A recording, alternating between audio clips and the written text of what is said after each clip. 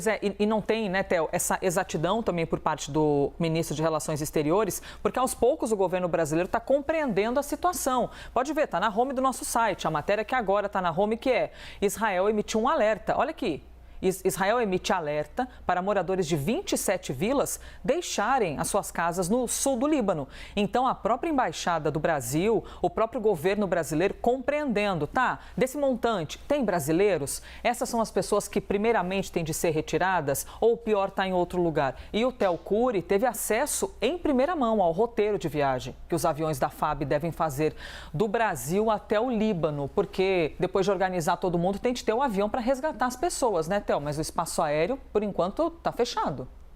É isso. E a ideia, essa informação que a gente tem, Elisa, ela é com base em um planejamento inicial da Força Aérea Brasileira. Tudo pode mudar a depender das condições lá em Beirute, a depender das condições, inclusive, próximas ao aeroporto onde essa aeronave da Força Aérea Brasileira vai pousar. Mas a informação que temos é a seguinte: vocês vão ver aí na tela uma arte que a gente preparou para mostrar como vai ser esse trajeto seguindo essa proposta inicial elaborada. A aeronave vai deixar a base aérea do Aeroporto Internacional do Galeão, no Rio de Janeiro, nos próximos dias. Não há uma definição de data ainda, e ela decola do Rio com 2 tripulações a bordo.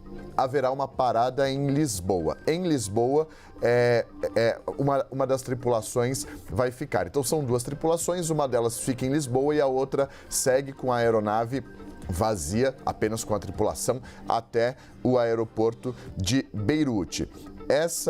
Lá em Beirute vai haver o embarque de passageiros, pets e bagagens. Importante dizer que essa equipe que está indo para Beirute fazer a repatriação dos brasileiros e de seus familiares, ela conta com uma equipe de médicos, de médico e também de psicólogo para fazer esse primeiro atendimento aos brasileiros que serão repatriados. É algo de praxe na Força Aérea Brasileira e que aconteceu nas missões envolvendo a repatriação de brasileiros em Israel, na Cisjordânia e também na faixa de Gaza, como a gente viu no ano passado. O mesmo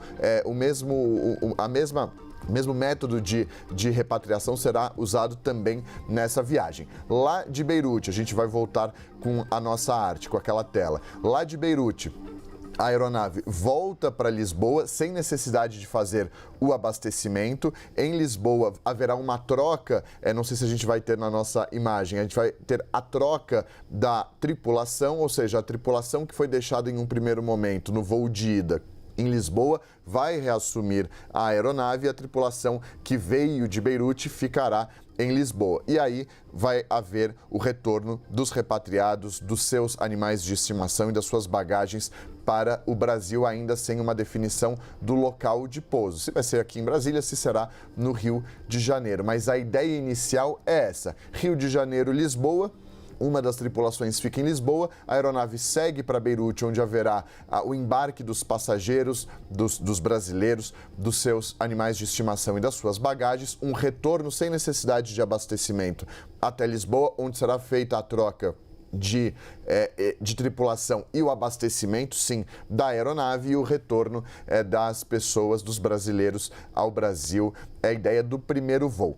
O que acontece com a tripulação que vai ficar em Lisboa? Ela vai aguardar a confirmação de novos voos. Havendo novos voos nessa operação de repatriação, como o ministro Mauro Vieira explicou ali naquela entrevista que ele concedeu ontem a jornalistas, que dependendo da demanda, novos voos podem ir. Aquela tripulação que fez o primeiro embarque dos brasileiros em Beirute e que vai aguardar em Lisboa, ela vai esperar esse próximo voo, porque eles fazem um revezamento para que as equipes também possam, obviamente, descansar. Essa é a ideia inicial estudada pela Força Aérea Brasileira.